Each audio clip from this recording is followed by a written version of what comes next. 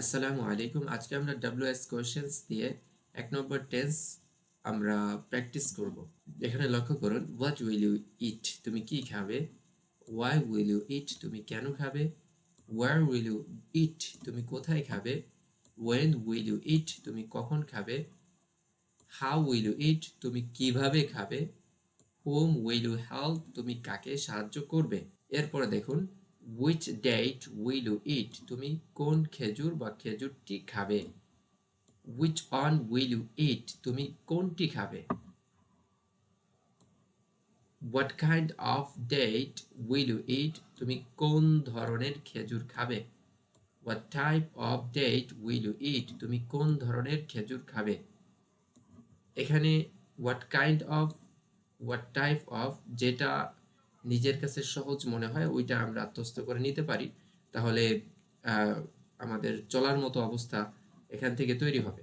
এরপরে আছে what kinds of dates will you eat? তুমি কোন ধরনের খেজুর খাবে? What types of dates will you eat? তুমি কোন ধরনের খেজুর খাবে? বাংলা অর্থ একই, কিন্তু এর ইংরেজিতে ব্যবহারটা একটু ব্যাপক।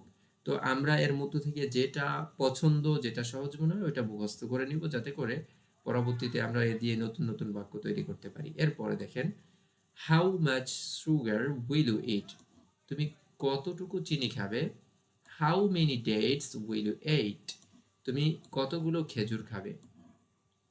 How long will you eat? তুমি কতক্ষণ খাবে? How far will you go? তুমি কত দূর যাবে? How many times will you eat? তুমি কতবার খাবে?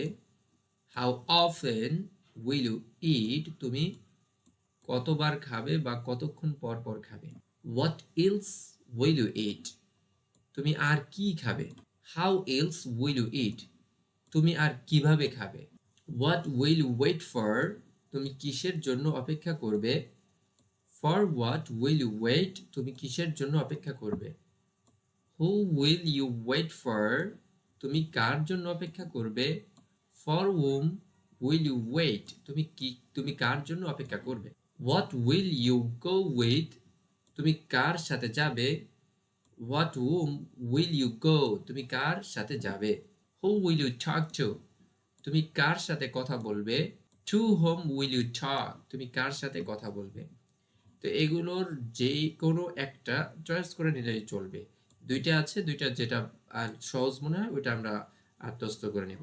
এরপর দেখি, which madrasa will you study at? তুমি কোন মাদ্রাসায় পড়াশোনা করবে বা কোন মাদ্রাসায় পড়বে? At which madrasa will you study? তুমি কোন মাদ্রাসায় পড়বে?